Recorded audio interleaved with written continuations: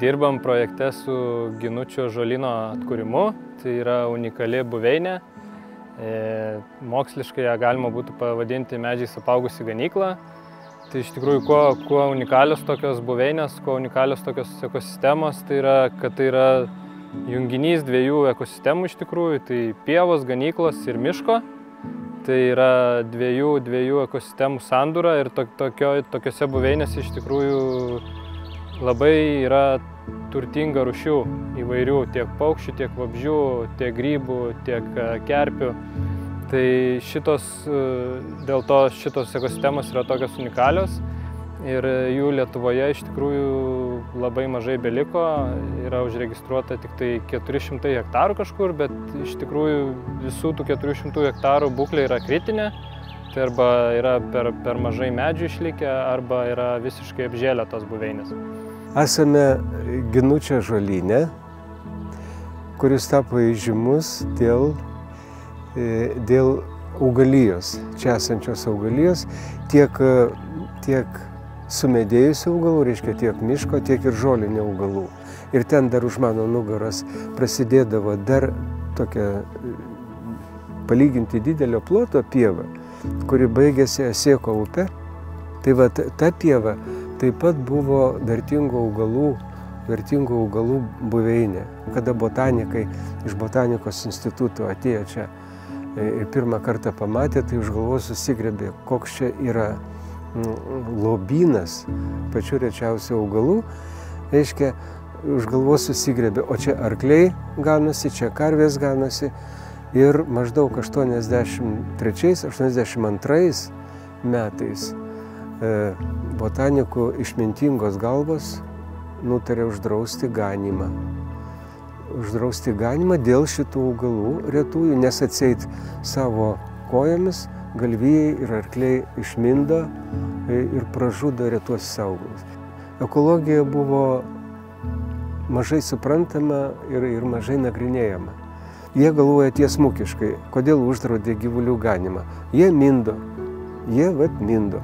bet nepagalvoja, kad čia nuo amžiamžinųjų tie gyvuliai buvo, ganėsi ir šienavo, žmonės šienavo pievas ir nežiūrint tai, kad ir šienavimas, ir gyvulių ganimas ir niekada nepražudė tų augalų. Žinoma, žmonėms buvo tai yra blogai, bet jie kažkaip tai nesukėlė streiko, neprieštaravo, kažkaip susigyveno su tuo, kad čia negalima. Uždraudė viskas ir nei vienas gyvulys čia nebebuvo ganomas.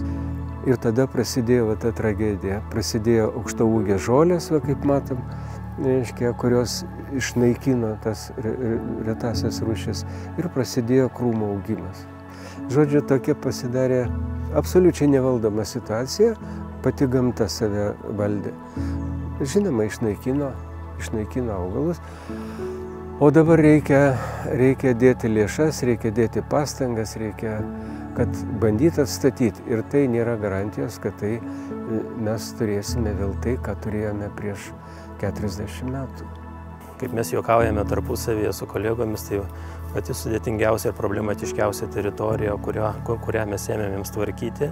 Kaip matote, dabar matosi jau medynas kažkiek tai yra išretintas. Tai 2023 metų ir 2024 metų žiemą buvo pagaliau pradėti pirmieji tvarkymo darbai. Tai buvo atlikti pirmo etapo darbai. Ką tai reiškia? Ąžuolai iš tikrųjų auga jau medžių apsuptyje, lajos buvo stipriai užgožtos ir bijant, kad staigiai atidengus ąžuolus, kad nesužadinti tų miegančių pumpurų, kad ąžuolai iš karto nepradėtų augti vilkūgliai. Tai baiminantis to, tai pirmiausia buvo po ąžuolų laje iškirsti visi menkaverčiai medžiai, o likusioje teritorijos dalyje buvo iškirsta 50% menkaverčių medžių. Nors teritorija dar nėra pilnai atkurta, čia laukia dar be galo daug darbų, tačiau buvo nuspręsta grąžinti šiemet jau ganytis karvės į šią teritoriją. Tai Iš tikrųjų, kaip ir žolės dar nėra, pakankamai pievos nėra atkurtos, nėra tos žolės, tai atitvėrus papildomai teritoriją šalia ąžuolyno pievą, kad karvėms užtektinai būtų žolės, tai taip jau sutapo, per birželio 5 dieną mes net negalvojom, paskui tik tai jau supratom, kad būtent per pasaulinę aplinkos dieną po 46 metų pertraukos vėl karvės pradėjo ganytis Ginučių ąžuolyne.